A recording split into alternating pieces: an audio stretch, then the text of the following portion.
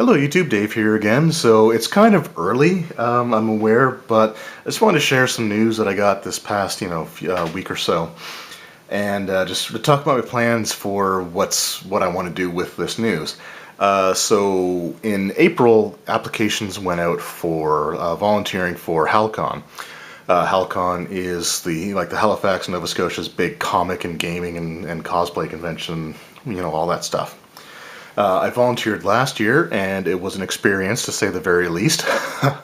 An experience that I've learned some lessons from, and I wanted to share those lessons as well as sort of use that to explain why I've made decisions that I'm going to make this year. So I had my application approved, and essentially all I had to do was submit the events that I want to run, and then the volunteer position is for like a game master running RPGs. So I submitted off my adventures, and I wanted to share, the systems that I plan on running, a little description of the adventures that I'm going to be running, and just sort of, I guess, ask a question at the end and sort of gauge people's interest in a certain potential, future video type of thing. So I guess to put things into context, last year, you have to do 12 hours of volunteer work over the course of that weekend. It's an event that starts on Friday, ends on Sunday. So you got to get your 12 hours in over the course of that weekend in order to qualify. But if you do it, you get it for free. You get like a free t-shirt for, the volunteer thing. And when you're not working, you get to enjoy the convention, or at least that's what I hope to do this year. Last year I submitted 3 adventures, and when I got the schedule, 2 of the 3 were literally back to back on the first night, and there was nothing on the third day at all. So I, in my infinite wisdom, said, "Listen, I can run something on the Sunday as well, just to give me a reason to be there." And I ended up doing that. So I ended up basically volunteering for 4 adventures. And then when we got to the convention on Saturday, so the second day, when I only had 1 adventure that I was supposed to be running, I got roped into running an adventure that essentially what had happened was they printed off 2 copies of the sign-up sheet for one person's game, and unfortunately different people signed up on both sheets, and they had to tear up one of them. So the other people who were on like the sheet that got thrown out because it had fewer names on it, they still wanted to be able to run the event or play the event that they signed up for, and I ended up, running it. And there was a whole story behind that, but I'm not going to get into those kinds of details. The systems that I ran were Starfinder and 2 D&D 5th edition adventures, and a Dragon Age RPG adventure was the one that I ended up running on the Sunday, because I could get it done in a 3-hour time span. So, like I said, lessons learned. The Friday they had me at the end of the night running 8 straight hours of RPGs, and the 2, so it was D&D 5th edition and Starfinder, and I had to take a lot of books with me to run both of those. And I think, I definitely would have planned that differently so that I didn't need to take things like the Monster Manual or even the Dungeon Master's Guide, and just have like a player's handbook and the adventure and minis and grid and all that stuff. But, again, lessons learned. And it was rough, because carrying both of those systems, it's not like I was running one right at the beginning of the day and then running the second one at the end of the night so that I could go home, grab the other, like drop off one set of stuff, pick up the other, and go back. It was literally, as soon as you finish one, you have to move over 2 tables and do the other one.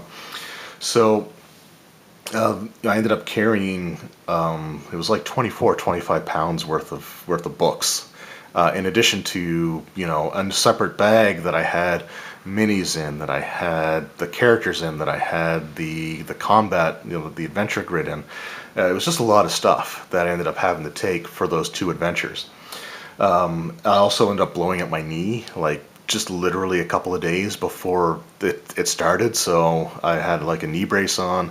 I was popping naproxen to get me through the days, And I ended up going in with some friends like for like opening and then staying until closing like all 3 nights, which is not going to happen this year. I can I can pretty much guarantee you that. But anyway, like I said, it was still overall. I enjoyed running the games. It was cool to meet some new people that I never would have gamed with otherwise or run games for. But like I said, I did learn some lessons from that. So this year I'm going to be running 3 adventures. I submitted the descriptions and everything already, and the idea is that if for some reason I get roped into running all 3 of them in the same day, I could easily take everything with me and it would be less of a burden than it was for the 2 that I had to do the Friday of Hal Con 2018. So, with that in mind, the first thing I do want to mention is the Star Trek Adventures starter set that I picked up. That's actually not going to be one of the games that I run. It was one that I picked it up with the idea of running it at Hal Con, but there's some things that make it a little bit difficult to be able to gauge what I can do in a 4-hour span. And ultimately, I decided to stick to some things that I either know pretty well, like well enough that it's not like a new system that I'm trying to piece together. I'm also running like 4 regular campaigns throughout the year, with the possibility of starting up a 5th very, very soon. So it's going to be a lot to try to balance all that sort of stuff out. So I decided against that one for now. But I do have the other 3 that I've submitted ideas for, and the first one is probably going to be not much of a surprise, but it's going to be I think it's the Hunt for Steel Talon, or In Search of Steel Talon is the name of the adventure in the Starfinder beginner box. So I'll be running that scenario, as well as a secondary scenario afterwards, where the characters basically continue the hunt, sort of idea. The adventure, without going to too much spoiler territories, there's stuff left over. There's loose ends at the end of the adventure as written, and they're done purposefully so that the game master has to, it gives him something to work with going forward. There is a second map, like a hand-drawn map, in the Game Master's book, and I'm actually going to be using that map and just populating it with encounters and things like that. So I think with that way, because I believe the included scenario is probably going to take about an hour to maybe an hour and a half. I'm going to use the pre-written or the pre-made characters that are in here as well. I'm just going to photocopy them, and they'll be the ones that I use for the event. And I'll take the beginner box with me as well, and hopefully generate some interest in that. So that's the first adventure that I'm going to run. It's the adventure in here, as well as the major plot thread that they give you to follow up on after the fully written adventures here. So I'm looking forward to doing that, but that's the first thing that I submitted. The second thing is actually going to be the system that replaced Star Trek Adventures, because again, with Star Trek Adventures, there's several different scenarios included in the starter set, but I'm not quite sure how many of them I'd be able to get through in a 4-hour span, so I don't want to try to bite off more than I can chew there. Plus, I just had what I think is, and what I feel is, sort of an interesting idea for an adventure for this next system, and this next system is going to be the Dragon Age role-playing game. So the premise behind the adventure here is, for anyone who's played the Dragon Age Origins video game, it takes place sort of following the events of that game, except it's an alternate timeline of events that could have taken place in that game. And basically the premise is going to be that Taryn Logain won the Landsmeet. And for anyone who's not aware, one of the central conflicts throughout the game was this political figure and his machinations for the throne, and his attempt to throw the organization that the main character that you play in the video game sort of under the bus and make them the bad guys, sort of idea.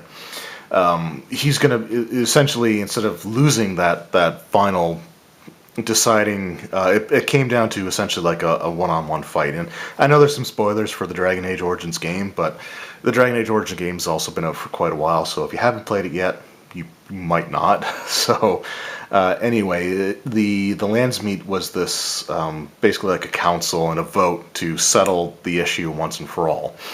And it came down to essentially a duel.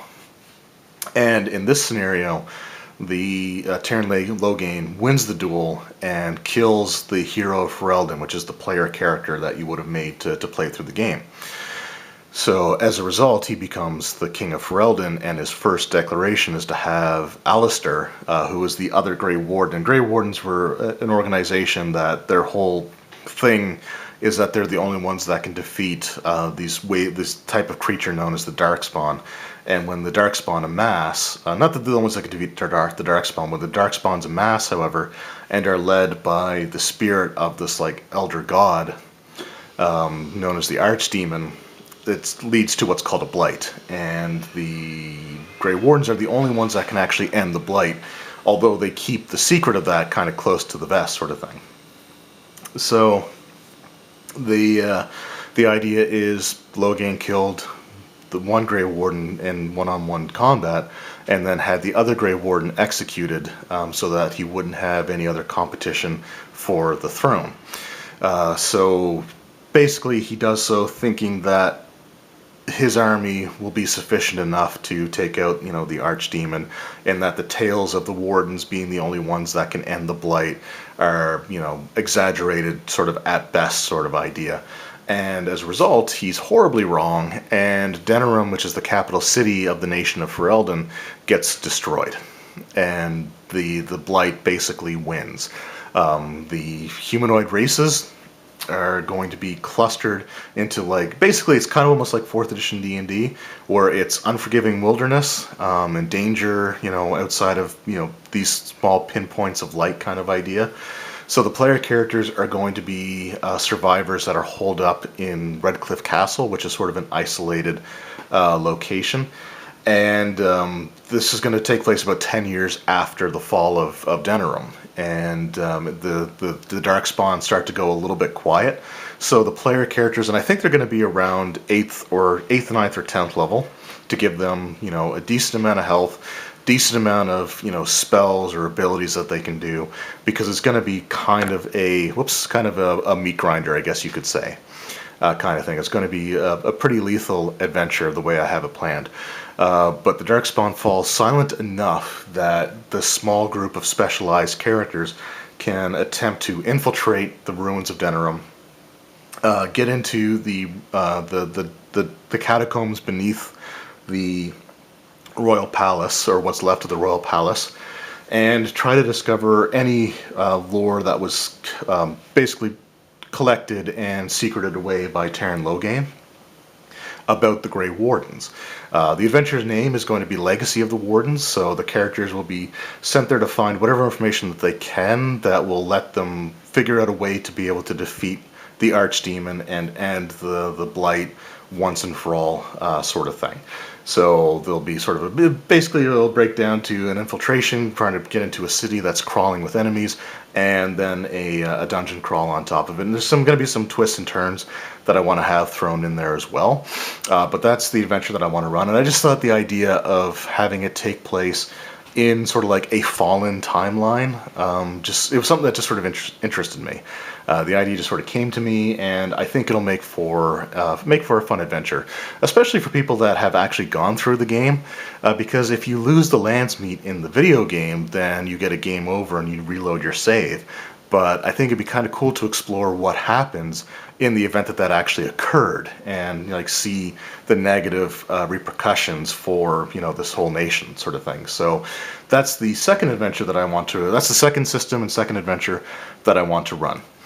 So third and final is now I don't want to run D&D 5th edition.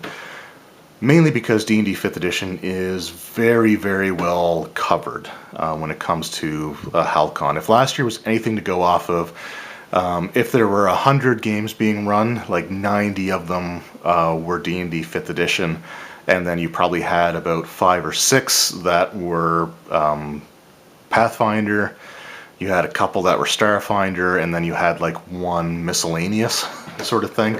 It was very much, not quite those exact numbers, but D&D 5th edition was by and large the most well supported system there. So I want to give people a little bit of a chance to try some things that are different. So that's, Starfinder qualifies for that. Dragon Age qualifies for that. The third system that I want to run is Dungeons and Dragons, but it's not 5th edition. It is the D&D Rules Cyclopedia. So I have wanted to run a game using these rules since I ordered this book, print on demand. Not, before I even had it in my possession, and boy was it a hassle to get this in my possession. But I want to run an adventure using these rules. The adventure that I'm going to run is a modified version of a first edition AD&D adventure that I've already run. And with that, I can sort of streamline it a bit and have it so that it would fit within a 4-hour time frame. But the basic premise behind this is there's a large village or small town sort of idea. It's on the border of, like, the edge of civilization. It borders this large marshland sort of area, or it's near like this marshland. And in recent weeks, there's been an increase in raids by lizardmen. So they've been attacking like outlying farms, or anyone doing like fishing, or if there was any like woods or forested area anywhere near the marsh, then they would be attacking those people as well. And so the governor of the town essentially puts out a call to adventurers to find out what is going on, what's causing the sudden aggression amongst these lizardmen that have been more or less content to leave the humans alone up until recently, and basically put a stop to it. So those are the adventures that I want to run. And for the Starfinder one, like I said, the characters are already made, but I do need to make characters for both Dragon Age and the Rules Cyclopedia. And that sort of brings me to, I guess, the question that I wanted to put out there and just sort of gauge interest in this. So the question that I have is, I need to work on make these characters anyway.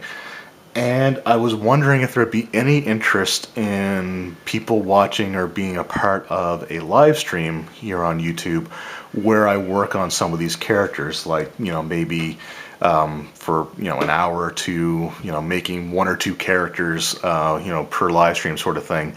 And it's just sort of a chance to go through the process. I'm going to be doing it anyway. And I'll probably have my laptop nearby. If I wasn't live streaming, I'd be listening to music probably while I'm making the characters. So just basically, have a webcam pointed down at the work area, and just sort of talk as I make these characters. Read through the comments if anyone leaves comments, and even allow the people watching to maybe make some suggestions on things like equipment that they could have for the characters, or spells if it was a spellcaster, what they may have at their disposal, or things along those lines. Like I said, for Dragon Age, I'm looking at making like 10th level characters. I think 10th is the level that I want to go with. And for the D&D Rules Cyclopedia, it's going to be an experience point amount. I'm torn between 8,000 and 5,000. I think I might err on the side of 8,000 just to get the characters a little bit higher level. That would have characters such as like fighters, clerics, and even regular magic users would probably be around 4th level.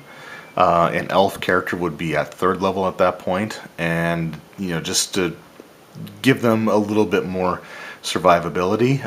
For the D&D Rules Cyclopedia characters, I'm probably not going to roll their hit points, because I think that's something that I might get the players to do at the start of the adventure. It's like, okay, here's your sheets.